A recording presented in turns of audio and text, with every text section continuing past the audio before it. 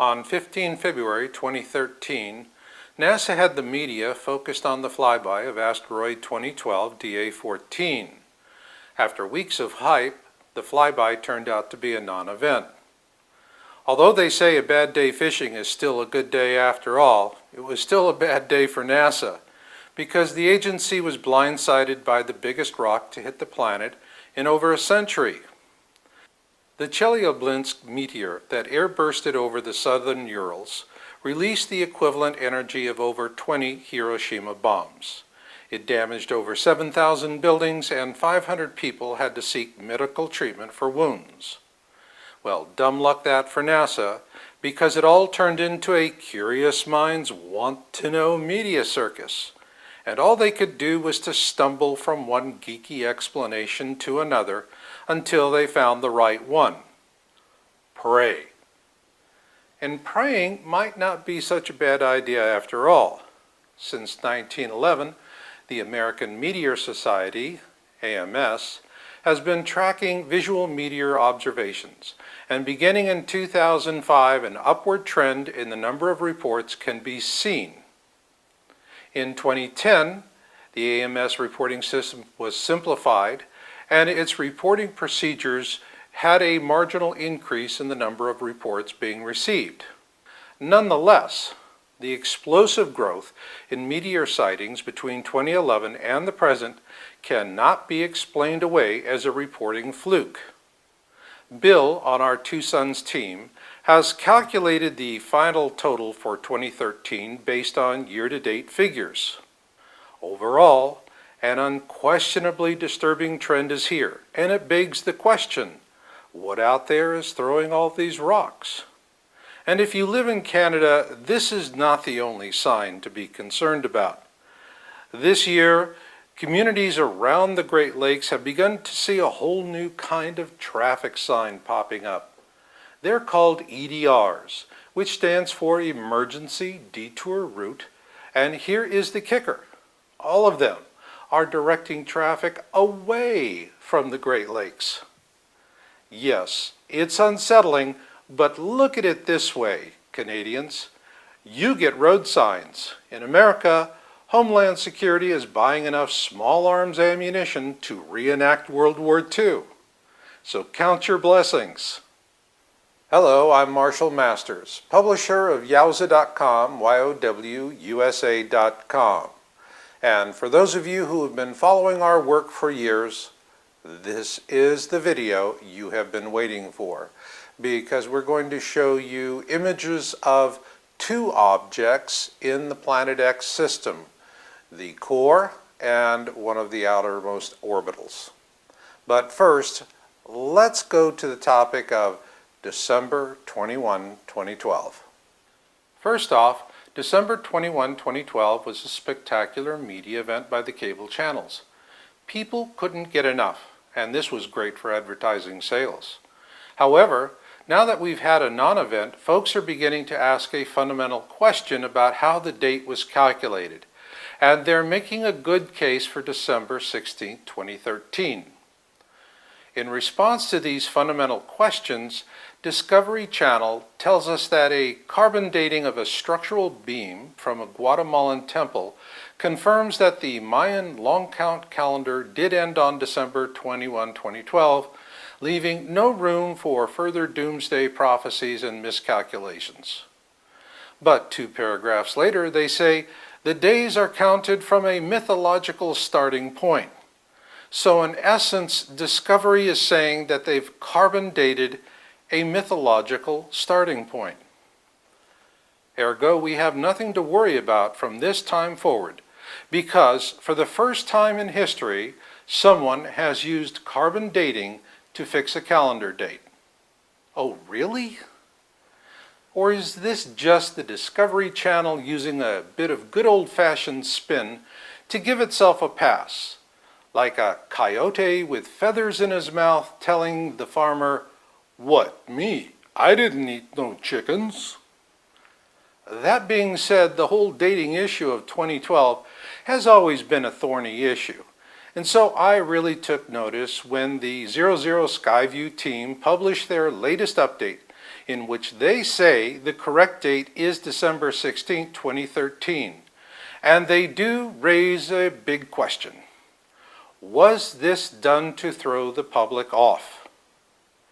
And if I have to choose between Discovery Channel carbon dating a calendar, which is a dubious explanation at best, or the Skyview team, it's clear to me that the only purpose for carbon dating a calendar is to protect your humongous advertising revenues. So, yo Skyview, we're with you guys. So then, what's the real meaning of December 21, 2012, aside from advertising revenues? Debating the reasons for this date, frankly, are moot. What matters is that with the exception of a hermit living in a cave in the Ozarks who is still waiting for Richard Nixon to be impeached, everyone else knew about this date and what it meant. It meant awareness about the right to choose, an international day for people to stop, look, and to contemplate the world about them and what that portends for our future. Consequently, none can weep about not being given the opportunity to choose.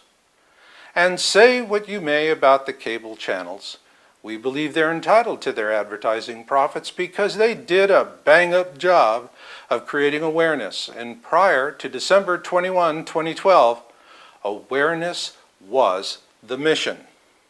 So now, mission accomplished. Where does this leave us? Given that folks have had their awareness opportunity of choice and plenty of time to make it, it's mission accomplished for awareness. Now we have a new mission. The mission is transition. What do I mean by that? Well, for those of you who are seekers of truth, we're looking at a slow motion train wreck over the next few years. And our goal is to help you transition through that, to get through the difficult times of moving into a post-historic world following a global cataclysm. This period of transition is not going to happen in an instant. Rather, it will be like an escalator ride to hard times, one where each step is but part of a larger unbroken string of failures, each bringing us closer to a final collapse of most of our belief systems and institutions, those that shape our lives. Most will be mangled or perish before reaching bottom, but those who are prepared for this long-term transition from life as we presently know it to a post-historic world will make it to the end of the process on their own 2 feet, ready to press on in the reality of a new world. I call that new world the backside, a future date when humanity sees blue skies once again. It's why I always end all of my podcasts and videos the same way. I say, I'll catch you on the backside, and skies are blue again. And when I do that, who am I really talking to? In my mind, I'm talking to you seekers of truth. You're the core constituency of Planet X research. You're the ones who have had dreams, visions, and premonitions, whether it's tsunamis or asteroid impacts, whatever it is.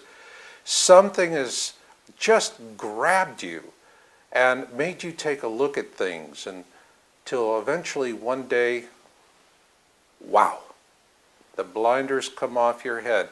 And when that happens, you know you're never going to see the world exactly the same way ever again. It happened to me about 15 years ago. And I'll tell you, After that happens, you will ask yourself, will there ever come a day when I no longer miss the bliss of ignorance I once enjoyed? I can tell you, I still miss the bliss. But somewhere along the way, you'll stop asking yourself that question.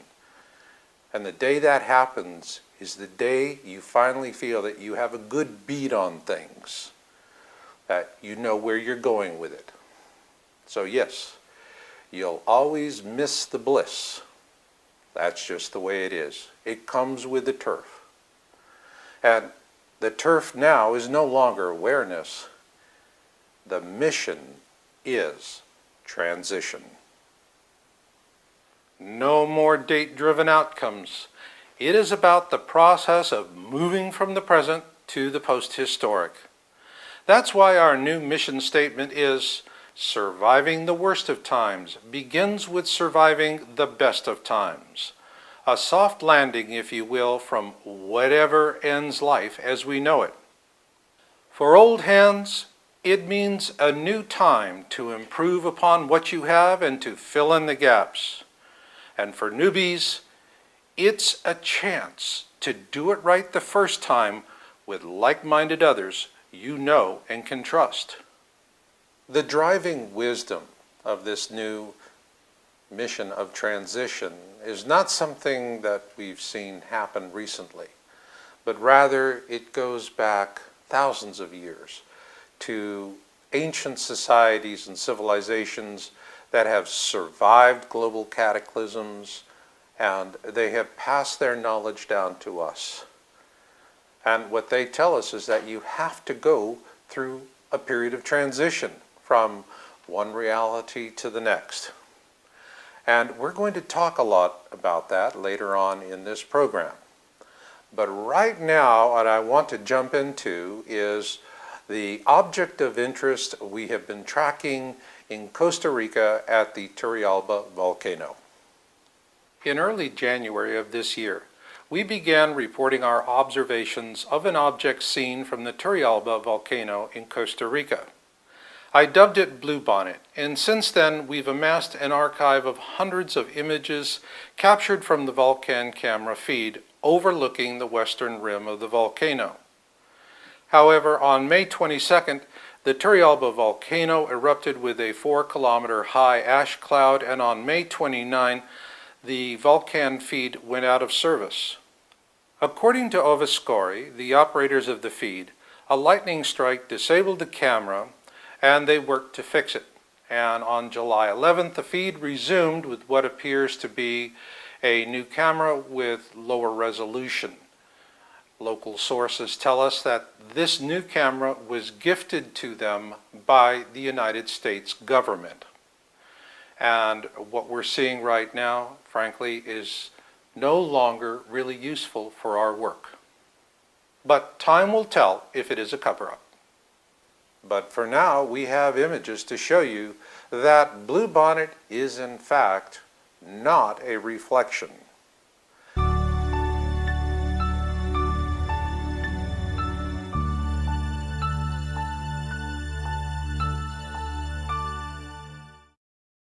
I would like to take a moment to say thank you to all of the folks on the Planet X Town Hall that have been so helpful in getting this research done. Most particularly, the Two Suns in the Sky research team, Barbara and Bill.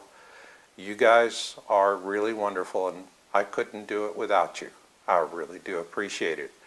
And I want to have time for a special call out to a gentleman by the name of Jorge Arena, and you're going to see a lot more of him later on in this program. In my last update video, Blue Kachina and its moon, published on April 20th, 2013, we reported that we asked the Volcano Files group at Cambridge University if they could help us with a boots-on-the-ground observation the next time their team visited the Turrialba volcano in Costa Rica. The response we received from Kayla Lacovino of volcanofiles.com reads in part, "I had a quick look at your website. Given that neither the volcanic plume of Turrialba nor clouds in the summit obscure the white dot you are tracking, I think it's safe to say that the white dot is in front of rather than behind the volcano. Considering that the volcan feed has been down since May 29 and what has come up is not usable, the reflection theory of Cambridge was a big win for deception. A plausible coincidence, you might say. After we posted our last video, Jorge Arena, a stringer, posted a series of images on the Planet X Town Hall. I think they're really good, and as a matter of fact, Jorge even went the extra mile to circle Bluebonnet in this sunset series, which clearly shows our object of interest sinking behind the clouds, not in front of them, as Cambridge tells us. So let's take another close look and you can see for yourself. When I first laid eyes on this, I said to myself, now that's an ace up my sleeve, or as lawyers like to say, a briefcase surprise. Why? Because since we started this project in January, we've always known something would happen to close the feed and make it unusable. And so happens it did, just when the volcan feed was really starting to get interesting. We knew Cambridge was wrong from the get-go, that they were just doing another knee-jerk debunking. And the reason why is, early into the process, I developed a methodology for examining objects near the sun. I call camera sensor illumination, or in other words, CSI. Now, this is just not an arcane study technique. For those of you who are living along the coastlines in particular, this could be the one thing that saves your life, because it can give you a 24-hour head start advantage.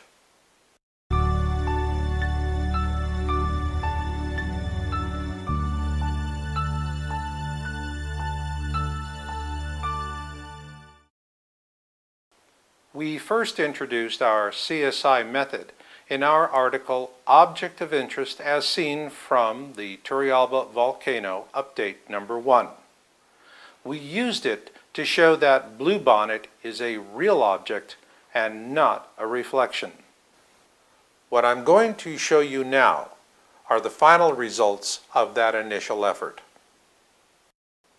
Our perception of images is still rooted in the early days of film cameras, when we first visualized a finished picture hanging on the wall and then used a camera to capture that. Today, film or digital makes no difference. It's how we still take our pictures today. We begin by seeing them on the wall. However, the key to understanding the revealing power of CSI is not to see the world as the one taking a photograph, but rather to see the world as the camera itself, as an electronic light-gathering device made to harvest photons of light through a lens and then using digital circuitry to transform these photos into millions of pixels of manageable data. But how is all that organized? To answer that question, let's use a picture of one wall of our new red brick house. Once we capture this image with our digital camera, we can then transmit a full resolution copy of it to any place in the world in just minutes. But how is that high resolution digital image constructed by the camera? Well, it's the same way humans have always made brick walls, one brick at a time. And the bricks in a digital camera are arrays of sensors. And just like the colored bricks in our brick wall, no two are exactly the same. This is because each sensor is exposed independently of the others. Therein lies the secret of the camera sensor illumination CSI analysis method. As we've seen with the volcan feed at the Turrialba volcano, they can become useless for our purposes pretty quick, especially when our government is gifting new cameras to people. But we're not bereft of hope here. We have cell phones, high-definition smartphones, and prosumer, rangefinder, and DSLR digital cameras. To get an idea of how these three different cameras perform, let's see how the three construct a digital wall. Cell phones are, well, better than nothing, but not by much. Now, that's because the low resolution of these tiny cameras doesn't leave you a lot to work with. With high-definition smartphones, the resolution is considerably better, but the fixed exposure priority mode of these cameras floods the sensor array with light, and it then has to use shutter speed to control the exposure. Consequently, while HD smartphones may have the same exact resolution as a prosumer digital camera, the digital camera still has the edge. That's because today's prosumer digital camera typically has much more resolution than an HD smartphone, plus significantly better lenses and more balanced exposure modes. The result is that a camera costing just a few $100s becomes a powerful observation tool. So then, how do we use these new tools? Earlier in the program, we saw how NASA was completely blindsided by the Chelyabinsk meteor. It was the biggest rock to hit the planet in over a century, and NASA was hard-pressed to explain why it had been blindsided. But one of their explanations does go to the challenge we face. They said that they missed the meteor because it came out of the sun. The point here is that we are looking at objects near the sun from our point of view and far behind it. Plus, the Vulcan feed is situated in a high-altitude, ever-moving, soupy atmosphere with high humidity, vapor, smoke, passing clouds meters thick, and cloud banks that are kilometers thick. All this moisture was affecting our viewing abilities, and while trying to research that, I happened upon a 2005 National Geographic article titled "Global Warming Supercharged by Water Vapor." It was an interesting article, and it got me to thinking, could there be some new kind of advantage here? Consider this. We tend to think of water as being transparent, but in fact, the water in our atmosphere is translucent from the viewpoint of a digital camera. This is because the only way to have really transparent water is to make it in a laboratory. But in nature, the water in our atmosphere is translucent, like the rain falling on our windshields. We must wipe it away to see clearly. This image analysis technique is called camera sensor illumination, because what we're really looking for are objects that are bright enough to punch through the water, if you will, in our atmosphere to reach the camera lens. To help illustrate the concept, let's use this night video of a group of scuba divers. Here we see their flashlights through the water column. So let's take a quick snapshot for an analysis. And to do that, let's select an area left of center for our image. The first step in any CSI analysis starts with gamma.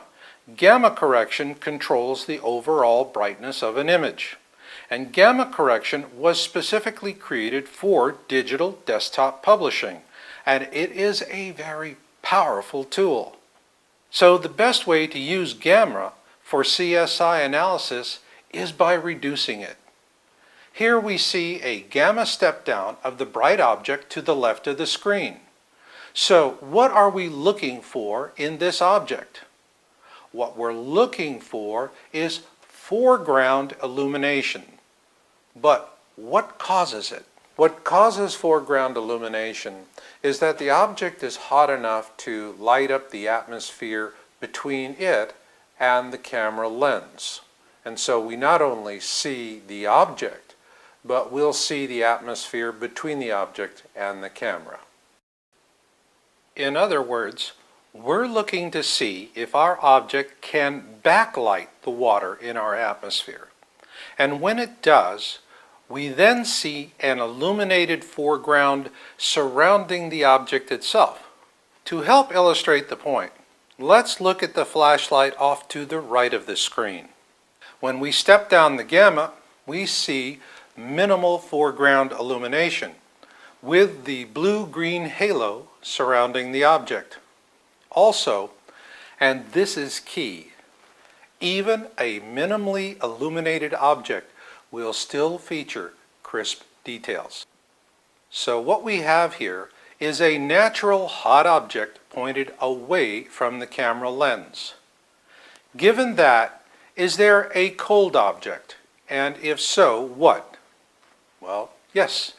We call them reflections, refractions, center of focus ghosts, sundogs, etc., etc., etc. In terms of camera sensor illumination studies, a cold object does not push photons at the camera lens. Rather, cold objects are cold and fuzzy, and they manipulate the light of other sources. Hence the term cold object. Now let's take a look at two examples of camera sensor illumination analysis. One in which it really doesn't apply, and the second where it is a perfect fit. On June 21, an IntelliHub.com post titled "A Spherical Object the Size of Jupiter Discovered Next to the Sun" and imaged by HelioViewer June 17-18th has caused quite a stir. Even the aliens from Andromeda have piled on with their take about all of this, and we've gotten a lot of questions about it as well. So let's take a good look at it all. First off, I want to emphasize the number one rule of Planet X research. The closer something gets to the truth, the faster it disappears. It's why those of us who do the research really just do not pay much heed to government websites. Now, we'll find things that we can use from time to time, but other than that, we know that all you're going to do is run down one fruitless rabbit hole after another. But yet, people still keep persisting in this hope that they're going to get the straight answers. Well, everybody has to do what they think they're going to do. And in this case, everyone's all worked up about a government source. So let's take a look at this government source. In this case, it is NASA's stereo solar observatories, stereo A for ahead and stereo B for behind. At the time of this observation in the IntelliHub.com article, both are behind the sun and aimed at it. Consequently, stereo B's field of view extends from the sun to an area of space that's over our right shoulder, so to speak. And stereo A is looking the other way. So both are looking at the sun and whatever is behind us to our left and to our right. However, our research on the Vulcan feed and the other images we're showing in this video are of objects that are near to and behind our sun from our field of view. Consequently, the Jupiter-sized image the IntelliHub.com poster is seeing is not behind the sun. Likewise, the same can be said of the possible orbitals associated with this Jupiter-sized object. So with that, let's take a hard look at the image itself, and let's select this area to the lower left for our study. The first thing we see is that there is no evidence of camera sensor foreground illumination because there is no atmosphere in space. So CSI is not useful for analyzing these kinds of images. Instead, we need to use a more traditional approach of studying the object itself, regardless whether it is hot or cold. When we do, the first thing we see is that the object does not have a normal, uniform daylight side facing the sun, a clear terminator, and a dark night side. What we are actually seeing is the kind of banding we see after someone shoots a BB gun at the windshield of a car, which in space can be easily explained as a micrometeorite impact on the camera. Plus, the field of view from stereo B is always changing as these two satellites are in counter-rotating orbits around our sun. However, Tony Smith on our town hall did a historical search for images in this lower left quadrant next to the sun and found this object in that area when stereo B's field of view was different from that of June this year. So what is it? Who knows? But here's what our analyst Bill found. The first thing he noticed when examining the available imagery in the IntelliHub article is that the object appears in a matter of seconds. This is highly unusual, to say the least, for what some would call a Jupiter-sized object. But of equal concern is that this solar observatory also has 6 other cameras, all pointed in the same direction, and this Jupiter-sized object does not appear in any of them with the same date and time. So, what would NASA say if they were willing to opine on this Jupiter-sized object? They'd be just as likely to debunk it as a coronal cavity case closed. This is why our approach is very different. On the Two Suns research team, our motto is believe nothing, observe everything, and leave no stone unturned. And so when we're looking at objects and we're using camera sensor illumination, we're not only trying to determine if they're real, but we're also using CSI to determine how they move through the sky. Here we see Bluebonnet on January 15, 2013, as we first found it at the beginning of our study. And here we see it months later on May 7th. Both images were taken by the same exact camera, a high-definition surveillance camera, such as the one shown in this example. If you'll note, both images were taken during the same time of day, only seconds apart. Also, both viewing dates had very similar atmospheric viewing conditions. So, to start our CSI analysis, we first use close-ups of Bluebonnet taken from both dates. Then we look to see how many sensors are showing full foreground illumination. And keep this in mind, we never count partial sensors, only full sensors. And this gives us a clear result. On January 15th, the object is clearly smaller and not as bright as it is on May 7th. So what is our conclusion? Bluebonnet's increased size and luminance means that it is now closing with the Earth. Nonetheless, a lot of folks are still going to call it a reflection. But for now, I want to address the core constituency, those of you who are seekers of truth, like me.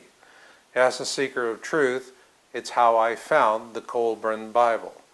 And it's got a lot of ancient information in it that is directly relevant to these days. And what I want to do is share a rather interesting story about it, something that came from modern times. And then I'm going to read a passage that talks to where we're at right now in the world and what we're going to see next. What we learned in our research is that after the Glastonbury Abbey was burned to the ground in 1184, the manuscripts that would later become what we know now as the Colburn Bible were secreted away by the surviving Celtic priests to an unknown location in Scotland, and there eventually put into the care of what we now know as the Hope Trust. There the manuscripts were translated into Old English, or Shakespearean English, if you will, and they remained secreted away for centuries until a few years after World War I, when the Hope Trust moved the manuscripts to London. There, they were translated into the Queen's English, or Oxford English, if you will, which is what you now find in the edition we publish.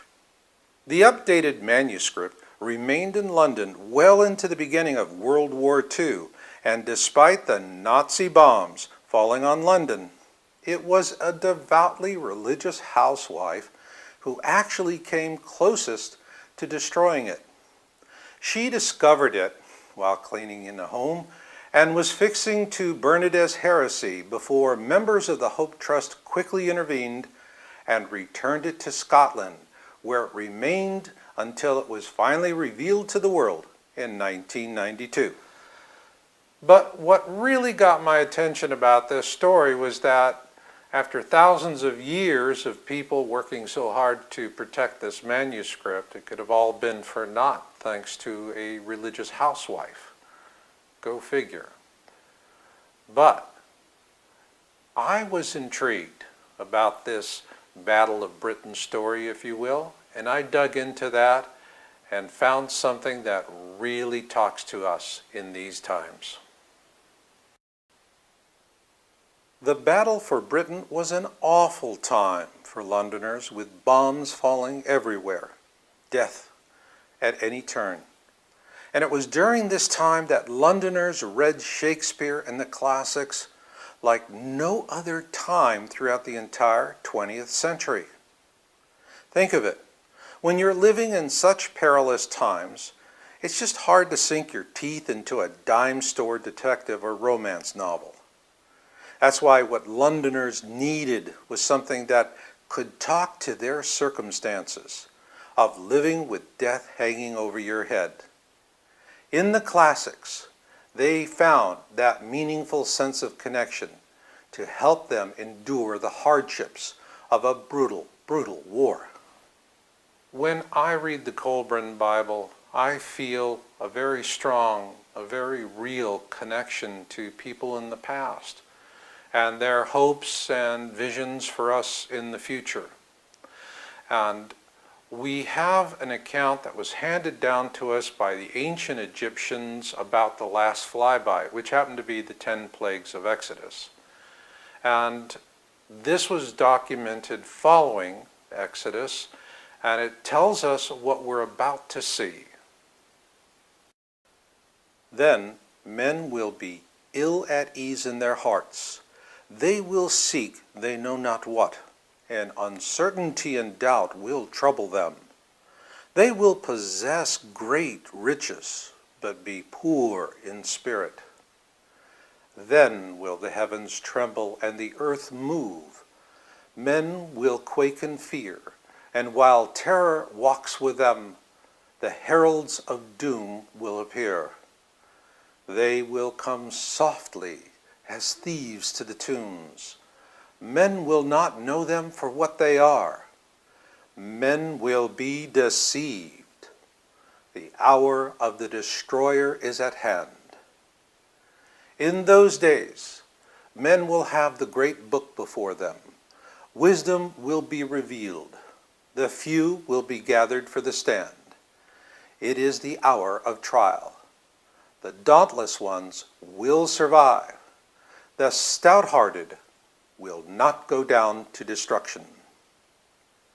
For historical note, the great book is what the Colburn was called in its first incarnation. For you seekers of truth who find themselves in a leadership or trusted advisor role, the Colburn Bible offers the survival wisdom of our ancestors, wisdom that will connect with your circumstances in a way that no other book could.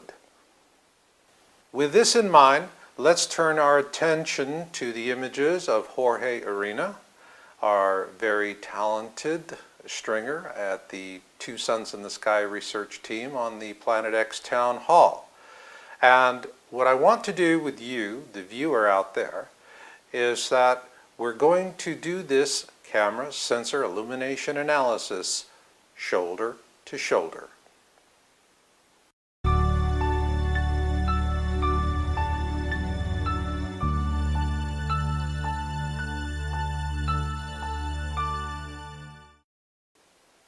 On May 27, 2013, Jorge was flying from Ontario to Lima, Peru on business. And fortunately for us, we have Jorge queued up and online. And so, Jorge, please introduce yourself to the audience and let them know a little bit about what brought you to Planet X. Hello, Marshall. Yes, my name is George Urena. I am the president of Youth Corporation, a company based in Ontario, Canada, manufacturing products from Peru. I get to travel a lot, and I came to the topic of Planet X because of a vision that I had a few years back.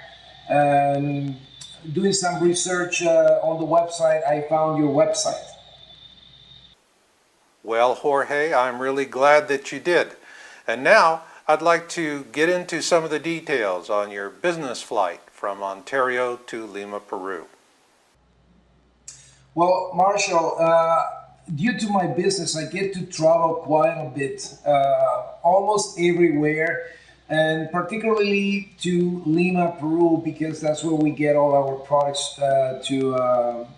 for distribution worldwide. And in this particular case, I decided to take a special flight, not the usual way I normally do it, which is a direct flight to Peru from Toronto. This time I've done it through El Salvador via TACA Airlines. The flight departed at around 10:30 on May 27th, arriving at El Salvador around 3 o'clock. We were flying at about 37,000 feet altitude, and that's when I basically take all these pictures. I should mention, Marshall, that the pictures taken with my camera have a date stamp of Toronto, Eastern Standard Time. Jorge, during your trip, I could see that you were doing a lot of experimenting with your Nikon camera. And it was good to see that. A lot of people just won't take the time to test their equipment that way. And in the process, you found what I believe to be an incredibly compelling image. It was a 1-second exposure taken south of the equator at an altitude of 37,000 feet. And that's quite remarkable. Jorge, what is it that you learned with this particular camera experiment? The reason why the plane inside, the lights of the plane were off. So that created a perfect scenario for the camera to pick up on the light outside. I have difficulty trying to set the camera, put the camera to the right settings in order to take the pictures. But honestly, because there were no lights inside, I was able to capture the light outside. And that's the reason why I was successful in getting this picture. Well, Jorge, I have to say, hats off to you for a really, really stellar 1-second exposure image. With that in mind, now I'm going to explain to you what those 3 objects are that you captured.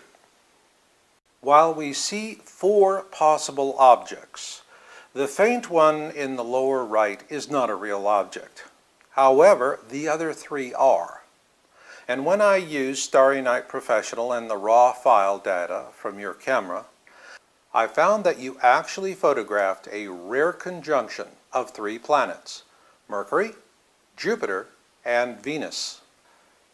Jorge, given that you did not image Planet X in this particular photo, let me ask you, was the effort worth it?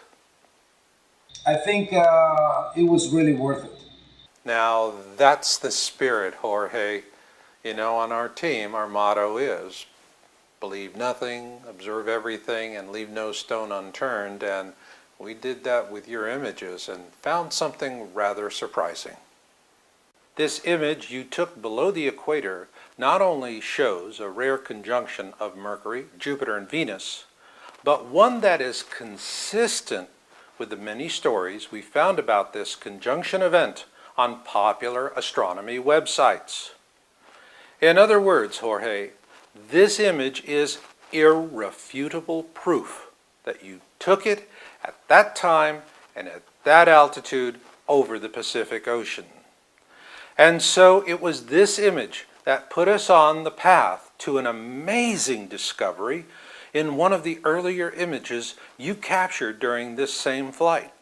Before we share that with the viewers, Jorge, I'd like for you to explain to them what you learned about taking pictures through the clouds at high altitude. Well, this is very interesting, Marshall, because eventually I found that the clouds act as a filter, as a natural filter in order to control reflections. Thanks for sharing that, Jorge, because you really hit the ball out of the park. Not below the equator, but rather 4 degrees above it, and at an altitude of 37,000 feet. So let's take a close look at where Starry Night Professional places Mercury, Jupiter, and Venus. Keep that conjunction in mind, because in this image we find Jupiter and Venus exactly where Starry Night says they're supposed to be, but no Mercury. Then again, it's not the brightest bulb on the tree, so to speak. But what is that bright dot near the sun? Let's take a closer look at that. And yes, there is something there close to the sun, and it is not where Mercury is supposed to be. So, are we experiencing a technical fluke? Necessary question. With that in mind, I went back and double-checked my settings, and they were fine. And so, yes, we've got Jupiter and Venus pretty well nailed down, but we're still drawing a blank on that mystery spot near the sun. Okay, now it's time to do a camera sensor analysis, CSI, and we'll start with the 2 objects we're certain of, Jupiter and Venus. As we see, there's plenty of natural foreground illumination for both. So, it's 2 thumbs up for Jorge. With this in mind, let's return to our mystery object. In this sensor analysis, we see a clear outline of Mercury, and for the record, no way would I have ever expected to be able to see this in any HD smartphone or cell phone image. It's just too subtle. But what I can say is, thank you Nikon, thank you Nikon, thank you Nikon. This is the difference 16 megapixels and a good lens can make. And it doesn't cost an arm and a leg. And there we go. Mercury just where Starry Night told us it would be. So now, that's 3 thumbs up for Jorge, because we've nailed Mercury as well. But there is still 1 stone unturned, the mystery object near the sun. So let's go for broke and do a camera sensor illumination analysis. And once again, I must say thank you Nikon, because I never expected to see anything this close to the sun that could generate anywhere near this amount of foreground illumination. At this point, we know that we have a hot object, but what gets me is a hot object this close to the sun with this much foreground illumination. What am I really looking at? Well, getting the answer to that is pretty straightforward. It's what I call a gamma step-down test. The step-down begins with a default gamma value of 1.0. There you methodically step it down to see how hot your objects really are. And we see that while Venus is hotter than Jupiter, it too falls by the wayside. But our mystery object just keeps going on, all the way down to 0 gamma. Only 2 things can punch through with clear definition and the same bluish halos: our sun and its smaller companion, the Planet X system brown dwarf. This raises Jorge's score to 4 thumbs up. But wait, there's more. This is also the first recorded visible light observation of our sun's binary twin by a non-governmental observer. So, Jorge, what do you think of all this? Well, Marshall, definitely I'm impressed on what I've seen. I was not really prepared to get something like this. At least I was willing to get something, but I think I got really something that I was not prepared to see. You know, Jorge, neither was I, but it was really a stroke of luck, if you will, that you just happened to take that business flight on the day that there was a triple conjunction that was so well documented. So, with all of that in mind, do you have any last words for the viewers out there? Well, definitely, Marshall, people should start looking at the skies and be prepared for what's coming. Ditto that, Jorge, and once again, I want to thank you for a job well done. And now we're going to move on to the distance analysis, and you folks are going to see that there is some good news and, well, there's some very bad news as well.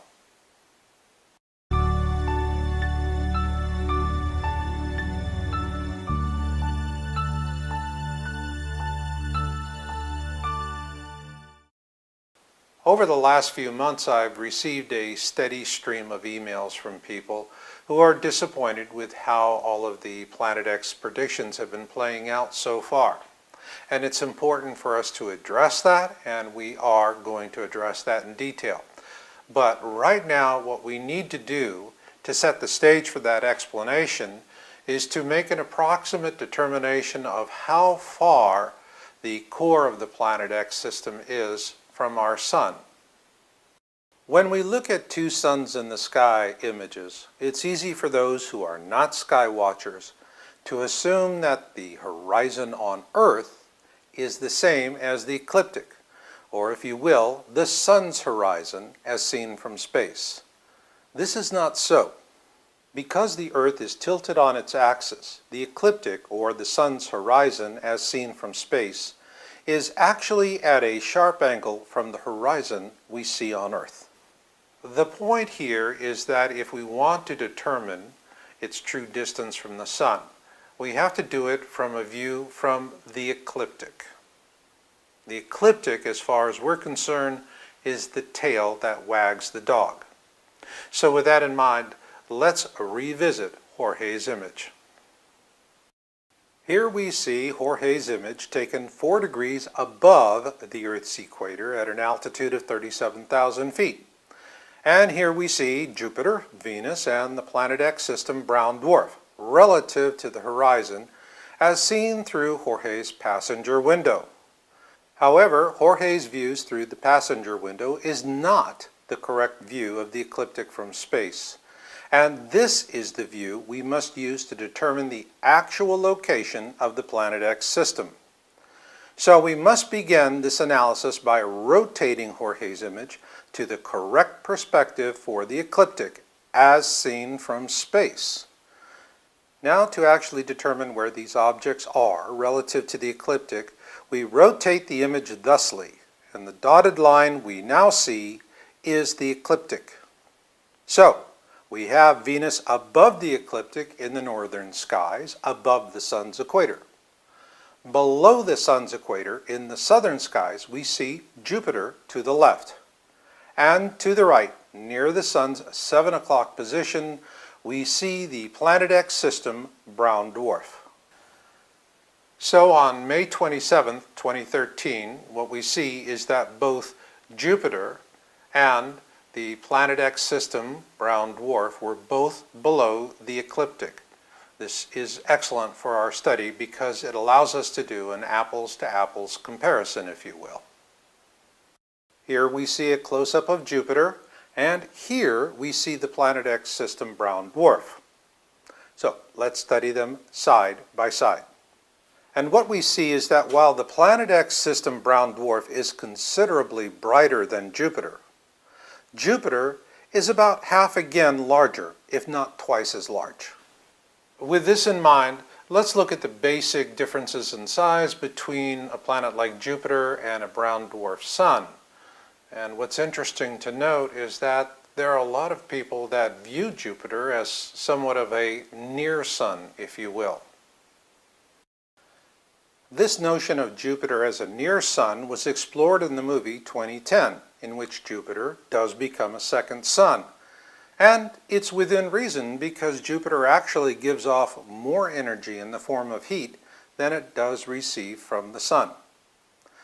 Consequently, the movie closes with an image of two suns in the sky, our own sun to the left, and the new Jupiter sun, which is now a smaller one, to the right. So let's compare the size of Jupiter with that of a brown dwarf. What we see is that they're not far apart, and a brown dwarf can be twice as large as Jupiter, if not bigger.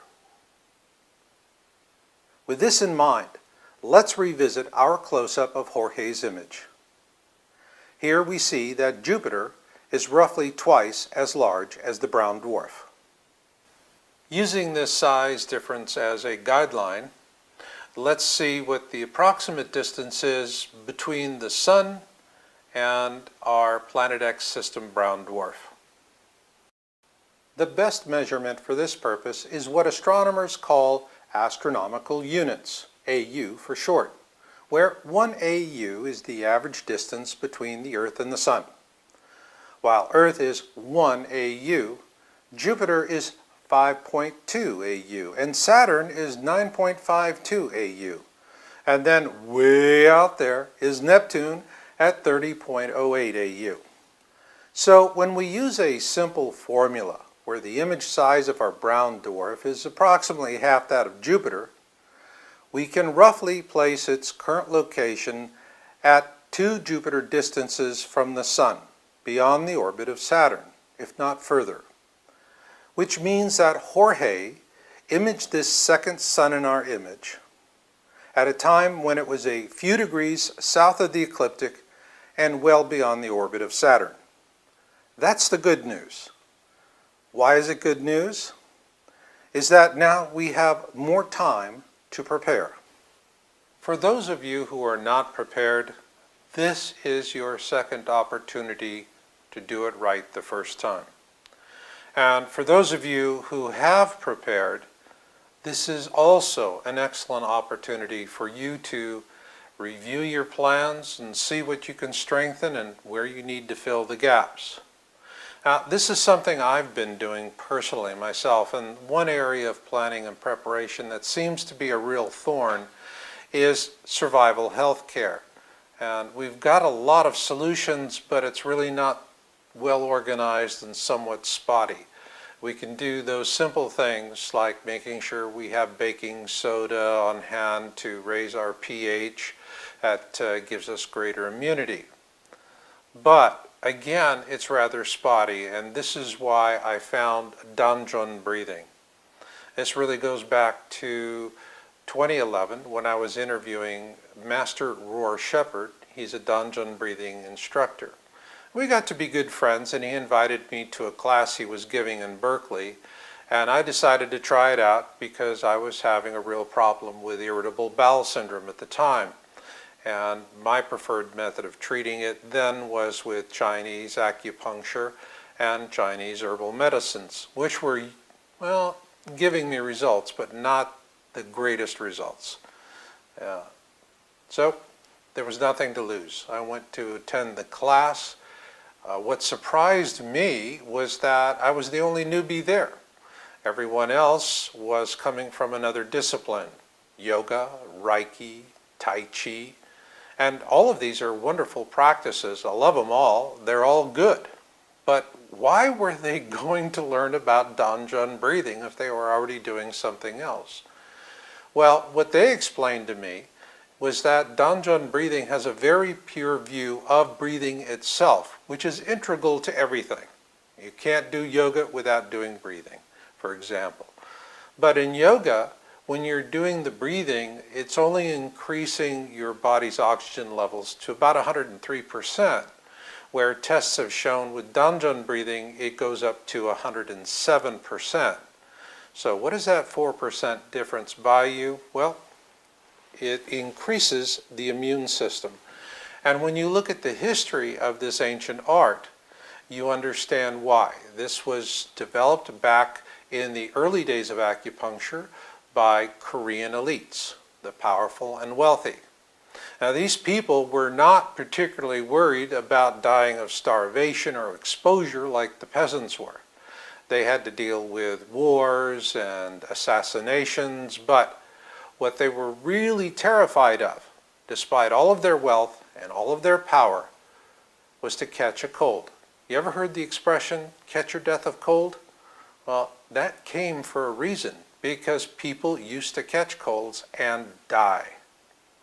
Well, what the elites were doing was they were focusing on something that would not only give them all of the other general health benefits of other practices, but what they wanted in particular was to boost their immune systems.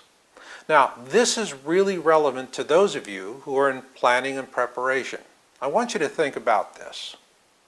If you have a flu and you're running a temperature of 103, and you're having to walk out for 10 miles with a group of folks, are they just going to sit down and wait for a few days while you get over your fever and you get over your flu and you can walk again? Or are they just going to say, catch up with us when you can? Think about that. And what if you're in a bunker and you catch a cold? Next thing you know, you're sneezing, all kinds of foulness all over the place. You really think you're going to win a popularity contest that way? Not likely. So these were the problems that the elites had thousands of years ago in Korea that you're going to have in the future, in a post-historic world, because we're not going to have hospitals stocked with all kinds of wonderful drugs and antibiotics. We're pretty much going to be on our own. Yes, doctors, nurses, health caregivers, they're all going to be doing what they do, but they're going to have to do it for 10 times as many people and with 10 times as less the resources. And so that means your emphasis has to be on prevention. Now, there's an old movie from years back, and there was a character in this movie. His name was Curly, and he was going, that one thing. Remember that film? That one thing? It was from City Slickers. Well, when it comes to healthcare survival planning, the wisdom that I found was from these ancient elites, which is your number one concern, above all else, is to boost your immune system so that you're less likely to contract a communicable disease, and if you do, you're going to recover from it much more quickly and with less issues. And this is the whole point of Danjun breathing. If you're doing it 20 minutes a day, all you need is a little bit of room wherever you're at, and you can just make it happen. And remember, our motto is surviving the worst of times begins with surviving the best of times. Danjun breathing was designed to survive the worst of times, so you can only imagine the many benefits that you're going to enjoy today. And there are quite a few. So please, if you are enjoying the information that we're giving to you in this program, do yourself a favor.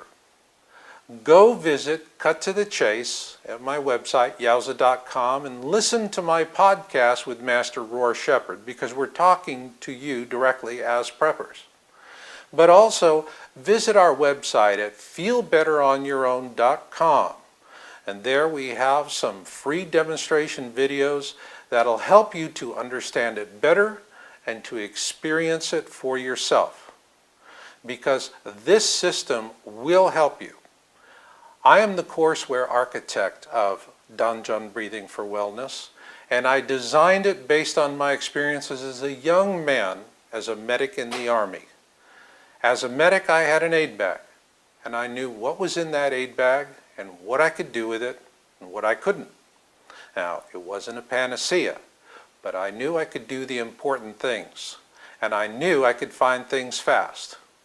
And when I designed this course as the architect, that was exactly what I had in mind.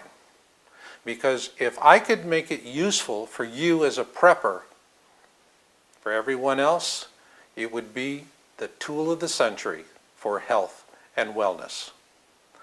So with that, let's go ahead and move forward to the next part of our program, which is going to be the orbital path analysis.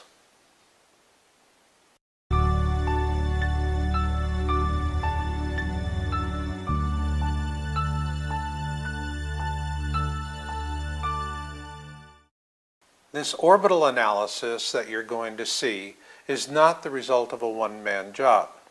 Rather, this is the result of a dedicated team of volunteers on the Planet X Town Hall who put a lot of time and a lot of energy and, yes, a lot of love into the work. And one of them found something that was incredibly important for us. Earlier this year, Planet X Town Hall member Peter, who is from Belgium and goes by the screen name Shofar34U, found some 23 different videos posted on YouTube in 2010 by a gentleman by the name of Rodolfo Quesada. What they show is bluebonnet, not with the high-definition surveillance camera we began monitoring it with in January, but with the one it replaced, the older standard definition camera. Also, as the field of view is tighter, bluebonnet will look bigger with the older standard definition video. Thanks to Rodolfo's efforts, along with those of our Planet X Town Hall membership, we now have the basis of a 2-year orbital plot analysis for the Planet X system. Here is an April 19, 2010 feed captured by Rodolfo. And here is our April 16, 2013 feed capture. Now let's view them relative to the sun as seen from the ecliptic. So will they be above in the northern skies or below in the southern skies? Well, our starry night plots indicate that we found bluebonnet at the sun's 5 o'clock position in 2010. Then in 2013 we see it further out and at the sun's 4 o'clock. So now that we have approximate plots for bluebonnet, let's shift our attention to the other side of the sun. Now you're going to see where Jorge found the Planet X system brown dwarf.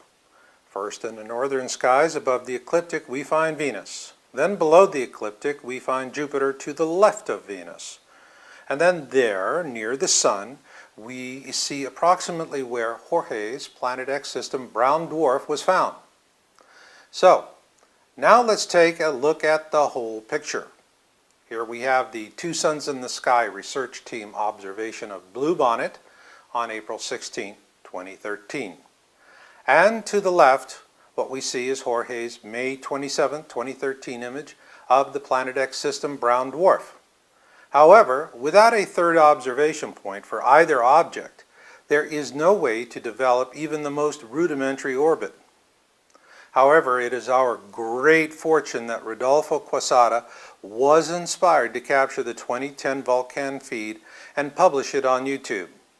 This is because we now have our third observation point, and we can use it to extrapolate the approximate location of the Planet X system brown dwarf on April 19, 2010. And from there, we plot its path. And the first thing we see is that it is going to slip behind and remain behind the sun in conjunction for quite some time. And as this goes along, bluebonnet will eventually become more visible, which is what we're already seeing. Well, that we were all able to see before this new third camera was installed. But in time, bluebonnet will become visible for all of us. And shortly after that, the brown dwarf will reach its point of perihelion, where it will be closest to the sun in its orbit. Once our second smaller sun reaches its point of perihelion around Old Sol, that's when things are going to get pretty grim. We call it the kill zone. Hopefully, the brown dwarf will become visible before it reaches perihelion, because this is where it begins to arc back through the ecliptic and into the southern skies. It's this perihelion to ecliptic region we call the kill zone, because the interactions between the two suns at this time will result in solar storms of biblical proportion. In a very real sense, when we see this happening, we'll know that dying time is near.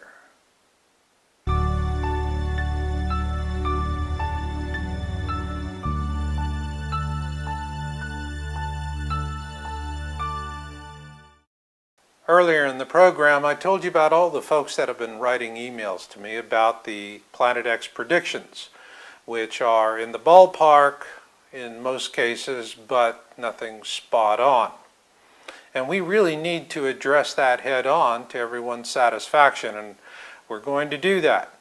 And we're going to begin that by looking at one prediction that actually, in my opinion, is going to be spot on.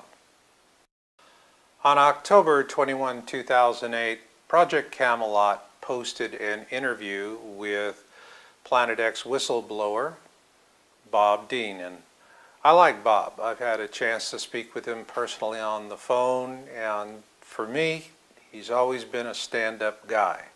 And here's what he has to say in his prediction. And some of our remote viewers have concluded that yes, it's going to happen this time. That we and it will be on the same side of the sun at the same time. And if the remote viewer, and they're getting their information from ETs, from sources within the US government that tell me that yes, they are deeply concerned about it, and they're worried sick about it, and they don't know what to do about it. What could the government or anyone else tell you? What could they tell us? Well, this might sound like it's coming right out of left field, but how about the truth? Because the real truth is this: it's Titanic rules. First class gets the boats, and steerage goes down with the ship. We're steerage. And it's this way because the last to know are usually the first to fall. But likewise, it is why the first rule of predictions is to always be mindful of them, but to never live in expectation of them.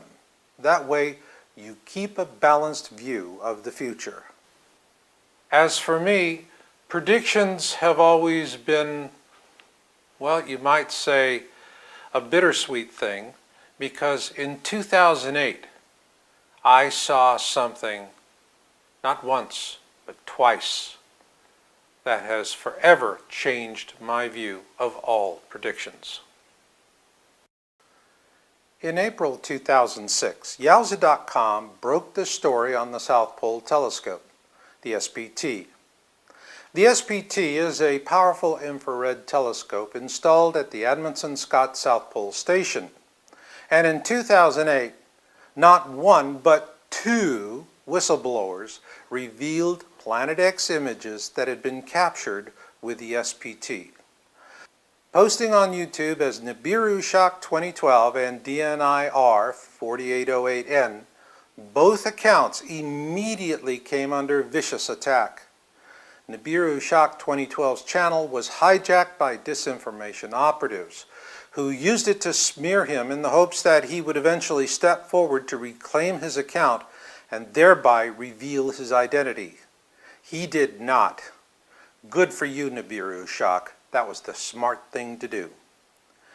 The next was DNIR 4808N, and this was a targeted takedown. It happened within hours of his disclosure video going live.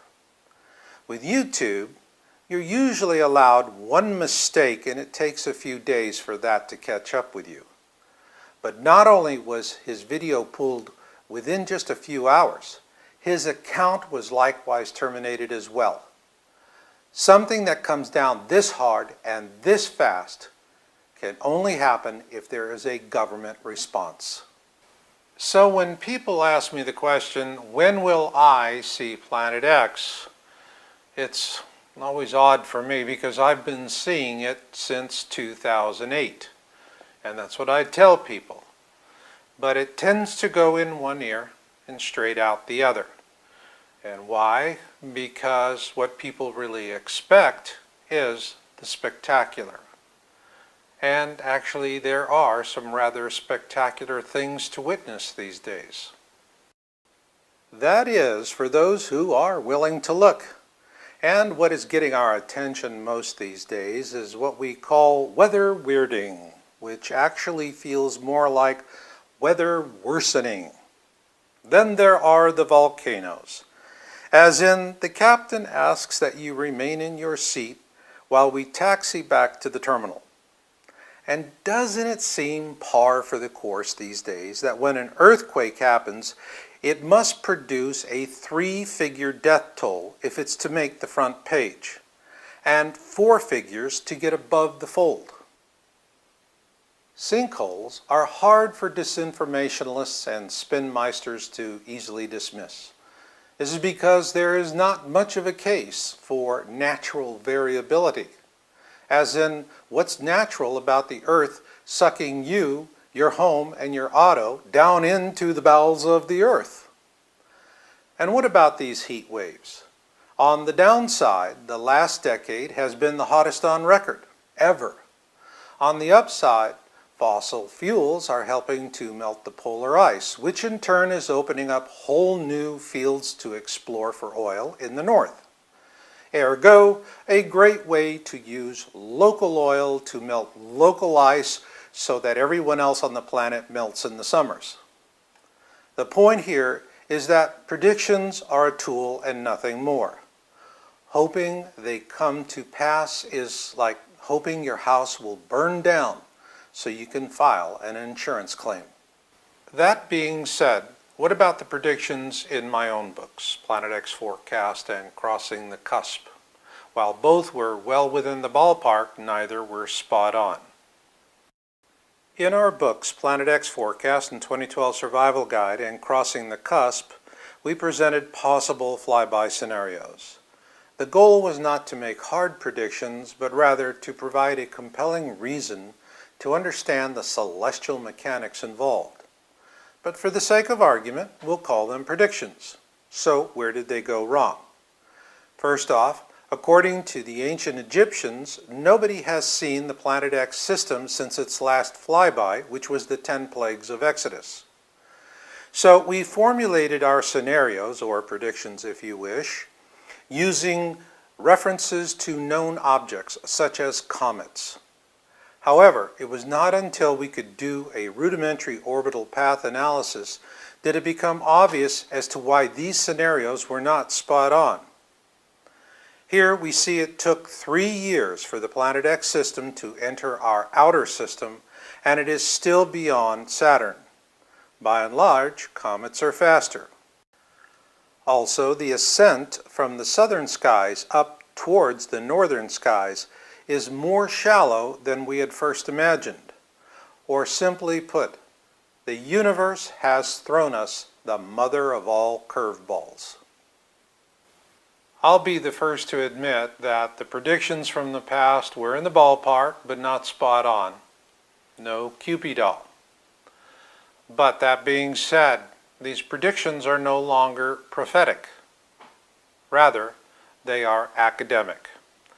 And what we're seeing right now is going to be, well, a slow motion train wreck that's going to take many years. At a bare minimum, 3, perhaps as long as a decade. And so the bad news is that it's going to be a slow motion train wreck. The good news is that right now we have, if you will, a narrow window of opportunity to prepare. But this gift of time is like a candle burning at both ends. It burns twice as bright and twice as fast. So in a moment, I'm going to share with you what I believe to be the first global cataclysm that we're going to see, because frankly, from my point of view, it's already in progress. And with that in mind, I want to take a moment now to share with you some thoughts about our books, Planet X Forecast and Crossing the Cusp, and how they can help you to prepare for the years ahead. Both Planet X Forecast and 2012 Survival Guide and Crossing the Cusp, Surviving the Edgar Cayce Pole Shift, are what the titles say they are about: surviving. Both offer scenarios or predictions, if you will, to help illustrate the celestial mechanics. But the predictions are a very small part of each book. Nonetheless, the focus is with survival in these books and in everything else that I do. For you newbies, Planet X Forecast and 2012 Survival Guide is the ideal starting point for those of you who are just getting into planning and preparation. This book offers 2 principal survival strategies and is intended for those on a modest budget. Here are some of the key features.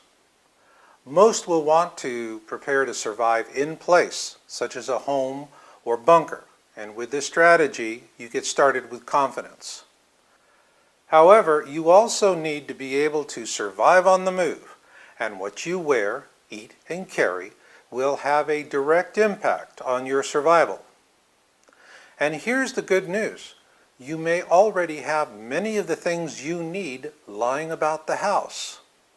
For me, the biggest gem in this book is the section on how to build a kill zone solar radiation shelter using a wide variety of inexpensive and readily available materials. This is because solar storms will cause the greatest loss of life. Once you feel you have a good bead on your own survival planning and preparation, you're ready to step it up to a whole new level.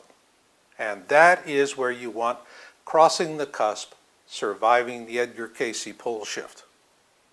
While Edgar Cayce's dating on his pole shift prediction was off, everything else he said is falling into place.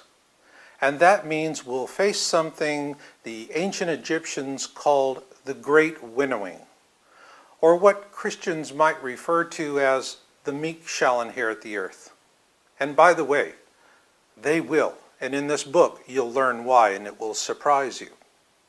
Where Planet X Forecast focuses on family survival, Crossing the Cusp focuses on self-organizing communities, because getting through it with like-minded others you know and can trust will greatly increase your odds of survival. And the biggest gem in Crossing the Cusp for me is the last chapter. It describes how humanity can use present-day technology combined with human spirituality to mitigate the effects of the flyby with something I call an intention vortex. Folks, this really doesn't have to be as bad as it can be.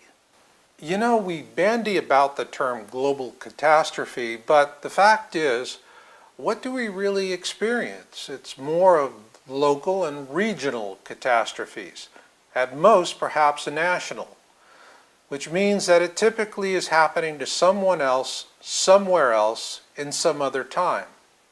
But what about a global catastrophe, some kind of event that is so powerful, so huge, that it impacts all life on the planet?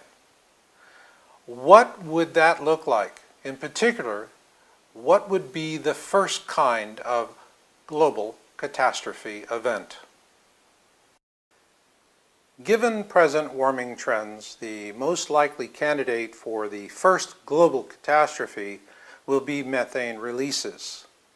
While methane releases by humans have actually been trending slightly downwards, natural releases of methane are trending upwards, and at a substantial rate.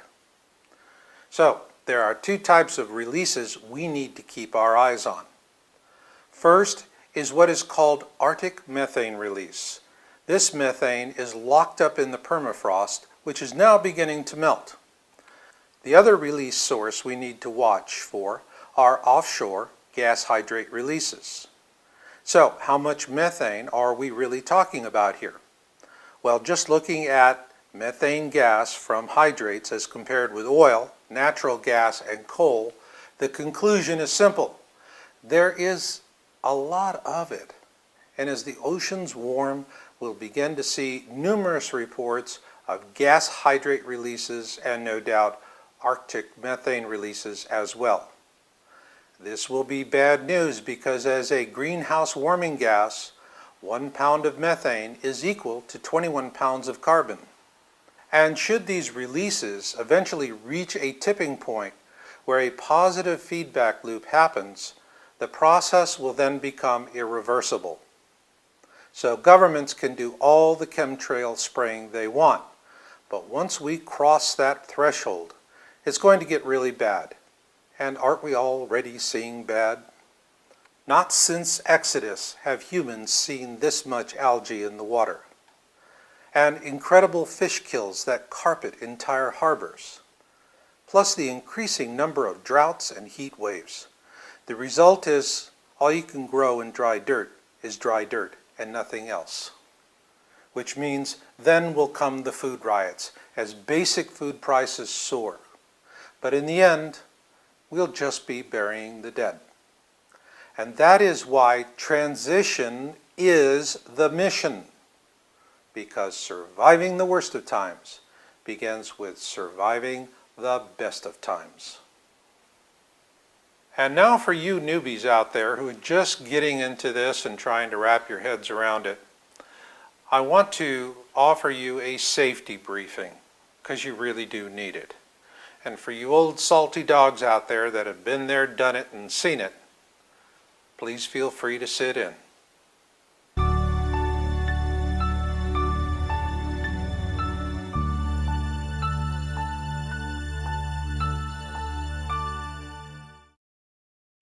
And in closing this program, I want to now offer a safety briefing for you newbies. You folks out there that are just now trying to wrap your heads around all of this.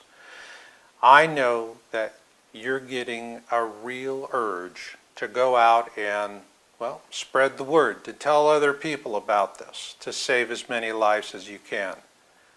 Now, before December 21, 2012, when the mission was awareness, that was the right, proper, and noble thing to do. But now, transition is the mission. So, don't do it. Because if you go out to tell people about this information and you don't know what their intentions are, you could just wind up burying your own loved ones as a result. It's why I say discretion is the better bullet. What does that mean? Well, as preppers, everyone says, fine, I'll get guns and I'll get ammunition and I'm ready to defend my home and take a stand. You don't want to do that. The best way to deal with confrontation is to be elsewhere when it happens. And you start doing that today with discretion. You go to the office and you get the urge to tell everybody at the office about Planet X. Fine. You're going to get a lot of them that are going to mock you, ridicule you, say, oh, one of those. Remember, they are still clinging to the bliss of their ignorance, and they're going to do it like jealous lovers. And so the blowback is going to be considerable for you. But worse yet, you're going to be telling people about your intentions without knowing their intentions. So let's say that the big event happens. You survive along with your family, and some of the people you told and who mocked you survive as well. You're going to do much better than they are. And they could find themselves in the clutches of some very violent people. And what are they going to do? Rat you out. I know a prepper. They got a house full of goodies. I'll take you to them. Next thing you know, you've got marauders showing up to do you, your family, take whatever they want, and then leave you for dead. You can fight them off, but eventually you're going to have to bury somebody. You'll run out of bullets, so to speak. That's why discretion is the better bullet. Think about that the next time you feel the urge to be a good Samaritan. Now, the next thing I want you to remember is that there's only one truth that matters. It's the truth that resonates within you, because you, and you alone, put it there, right there. And when you do that, you have a knowing. You know what you know. Nobody can shake that from you. As to the rest, believe nothing, observe everything, and leave no stone unturned. Do these things, and you will greatly increase your odds of surviving in a post-historic world after a cataclysm. And one final thought. Earlier in the program, we talked about Titanic rules, that being the first to fall are usually the last to know. Well, as of this moment in time, right now, as I'm looking at you, and as you are looking at me, you are no longer the last to know. So please, use it. And I'll leave it on that note. So until the next time we meet, remember Marshall's motto: destiny comes to those who listen and fate finds the rest. So learn what you can learn, do what you can do, and never give up hope. This is Marshall, and I'll catch you on the backside. They're called EDRs, which stands for Emergency Detour Route, and here is the kicker. All of them are directing traffic away from the Great Lakes. Yes, it's unsettling, but look at it this way, Canadians. You get road signs. In America, Homeland Security is buying enough small arms ammunition to reenact World War II. So count your blessings. Hello, I'm Marshall Masters, publisher of youve.com, youwusa.com. And for those of you who have been following our work for years, this is the video you have been waiting for, because we're going to show you images of two objects in the Planet X system, the core and one of the outermost orbitals. But first, let's go to the topic of December 21, 2012. First off, December 21, 2012 was a spectacular media event by the cable channels. People couldn't get enough, and this was great for advertising sales. However, now that we've had a non-event, folks are beginning to ask a fundamental question about how the date was calculated, and they're making a good case for December 16, 2013. In response to these fundamental questions, Discovery Channel tells us that a carbon dating of a structural beam from a Guatemalan temple confirms that the Mayan long count calendar did end on December 21, 2012, leaving no room for further doomsday prophecies and miscalculations. But 2 paragraphs later, they say the days are counted from a mythological starting point. So in essence, Discovery is saying that they've carbon dated a mythological starting point. Ergo, we have nothing to worry about from this time forward, because for the first time in history, someone has used carbon dating to fix a calendar date. Oh, really? Or is this just the Discovery Channel using a bit of good old-fashioned spin to give itself a pass, like a coyote with feathers in his mouth telling the farmer, "What, me? I didn't eat no chickens." That being said, the whole dating issue of 2012 has always been a thorny issue. And so I really took notice when the 00 Skyview team published about the process of moving from the present to the post-historic. That's why our new mission statement is, surviving the worst of times begins with surviving the best of times. A soft landing, if you will, from whatever ends life as we know it. For old hands, it means a new time to improve upon what you have and to fill in the gaps. And for newbies, it's a chance to do it right the first time with like-minded others you know and can trust. The driving wisdom of this new mission of transition is not something that we've seen happen recently, but rather it goes back thousands of years to ancient societies and civilizations that have survived global cataclysms, and they have passed their knowledge down to us. And what they tell us is that you have to go through a period of transition from one reality to the next. And we're going to talk a lot about that later on in this program. But right now, what I want to jump into is the object of interest we have been tracking in Costa Rica at the Turrialba volcano. In early January of this year, we began reporting our observations of an object seen from the Turrialba volcano in Costa Rica. I dubbed it Bluebonnet, and since then we've amassed an archive of hundreds of images captured from the Vulcan camera feed overlooking the western rim of the volcano. However, on May 22nd, the Turrialba volcano erupted with a 4-kilometer high ash cloud, and on May 29, the Vulcan feed went out of service. According to Ovescori, the operators of the feed, a lightning strike disabled the camera and they worked to fix it. And on July 11th, the feed resumed with what appears to be a new camera with lower resolution. Local sources tell us that this new camera was gifted to them by the United States government. And what we're seeing right now, frankly, is no longer really useful for our work. But time will tell if it is a cover-up. But for now, we have images to show you that Bluebonnet is in fact not a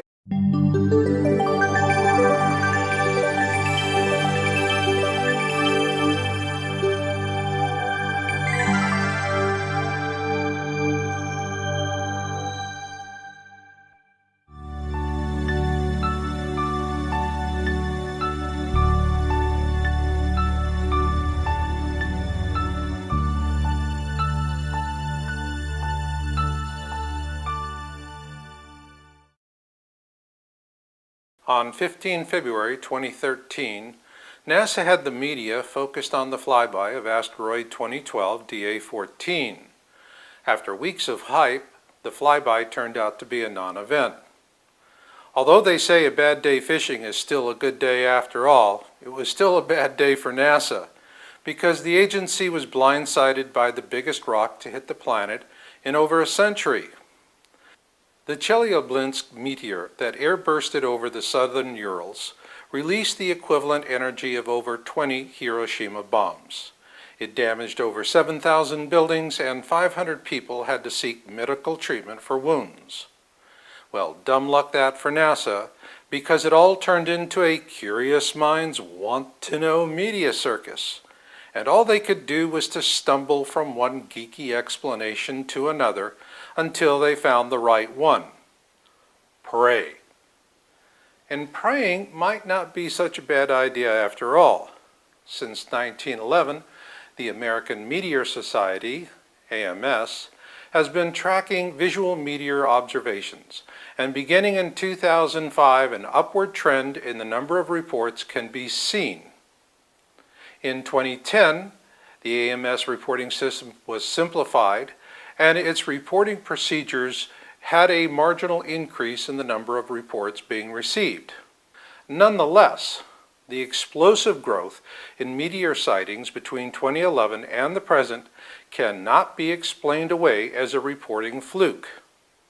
Bill, on our Two Sons team, has calculated the final total for 2013 based on year-to-date figures.